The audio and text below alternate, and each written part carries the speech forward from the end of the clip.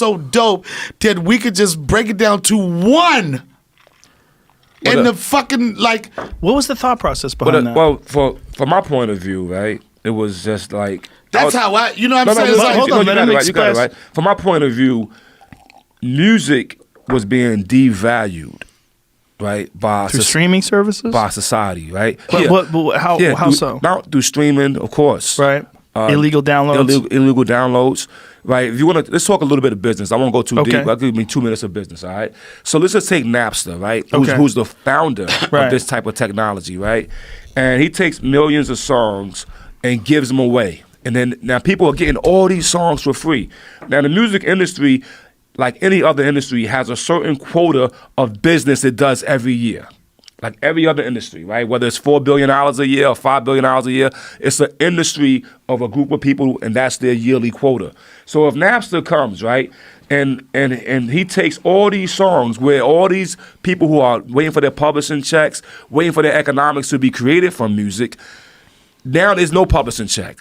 All the numbers are now decreased because there's no physical sale of your music for us to accumulate a value to send you a check. But then at the end of the day, after he does that, he gets $1 billion. So now you're talking what belongs to, let's say there's 1,000 artists that's worth value as far as, you know, that sell records that you could say accumulate money, right? So we took the power of 1,000 and put it in one man's hand, okay? So that's one of the first mistakes as an industry we make.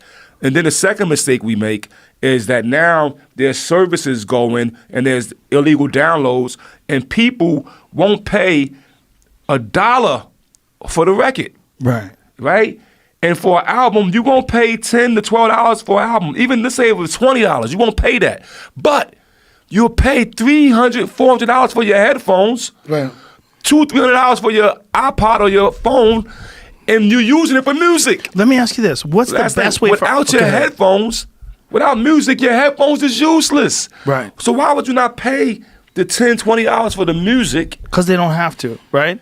Right. Because they can get it some other way. But let me ask you this. What is the best way to support artists? What's the best way to buy it? Well, the best way to buy it now. Music? Yeah. Oh, no. Now. Your music. Well, now, Wu-Tang Clan, anybody's music. What's the best way that you get the most out of it? Well, the best way in the past was physical, but now the industry has figured out how to monetize the digital streaming. So now things are starting to rebalance. But during this period of time, maybe within the last 3-4 years, it's starting to rebalance. But you look at from 2000 to 2015, it's a total unbalance. Right. And a lot of artists had to stop making music because there's no economics in it. Now, a group like the Wu-Tang Clan, right? So let's just say the average verse for a Wu rapper, let's say, let me get 16. He might be, son. Tell him, he don't know what 16 is, tell him. Yeah, 16. I didn't know. Okay, 16 bars. Let's say Meth say, throw me 20 cents for that, right? Okay. 20,000, Joe. Okay. So now let's just say he got 10 verses on this album. You know what I mean? Let's say every other Wu member do the same. So to get an album made, it may cost $1 million. A studio session is up to, let's say at the cheapest level, $100 an hour. You do a 12-hour block out. That's another $1,000 a day just to get into the studio. Then you got your engineer. So it costs money to create music, right? But now you get all this done and you want to sell it, and the world just takes it for free. So now you can't recreate again. Now, even though the tools have gotten easier now and you could do a lot with your laptop and all that, even the laptop is 2 Gs, bro. Even the download, just Logic, right, which everybody use, $200, man. And so you need so it's merchandise and brand now.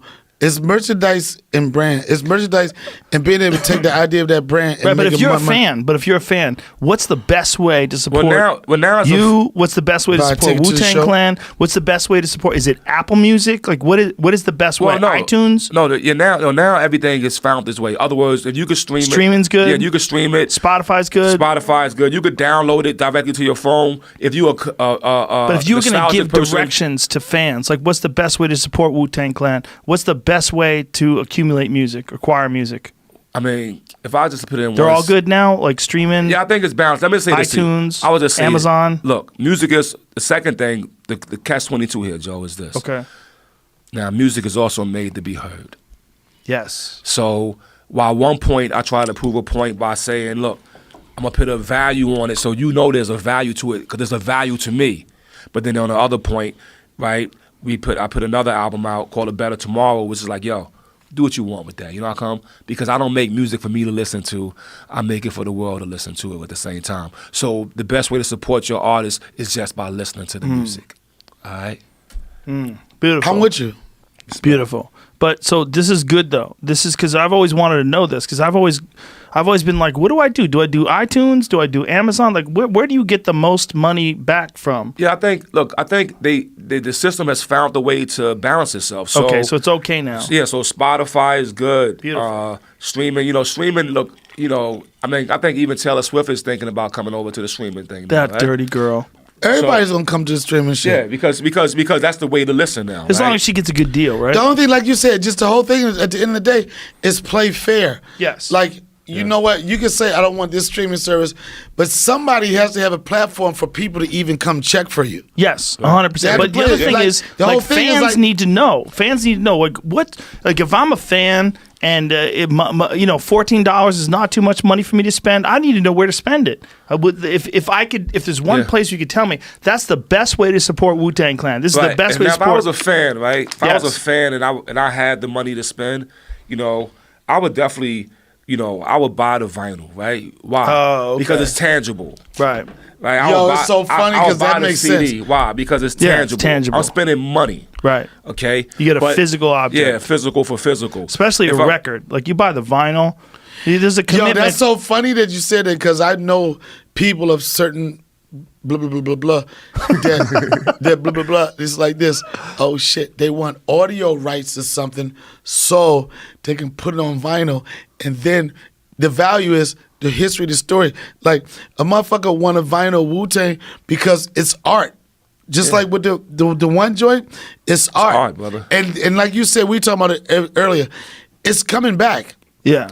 It's coming back. Now, I'm not saying it's going to go to clubs or anything like that and the DJs like that, but the act of collecting something and take home with you. So tangible. Remember CDs?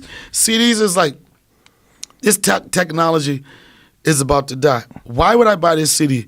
Because it has a booklet. Remember? Yeah. The booklet? Albums. That was a big part of what albums were, was the artwork. Yeah, it was the artwork. And CDs. Artwork, you could put your weed on it. Yes. Yeah. And those CDs, you break your weed up. Those Cheech CDs, you like this. Oh shit, I got this Big album. Bamboo, they gave you a giant piece of rolling paper. Remember that? Yeah. And that was the last thing. And I don't see what you did, but I don't see people doing that. But I think it's going to go back. Everybody's not going to have 1200s in their house or whatever, but some people, especially if it's a genre or something that you connect with, they're going to be like, I want to buy that.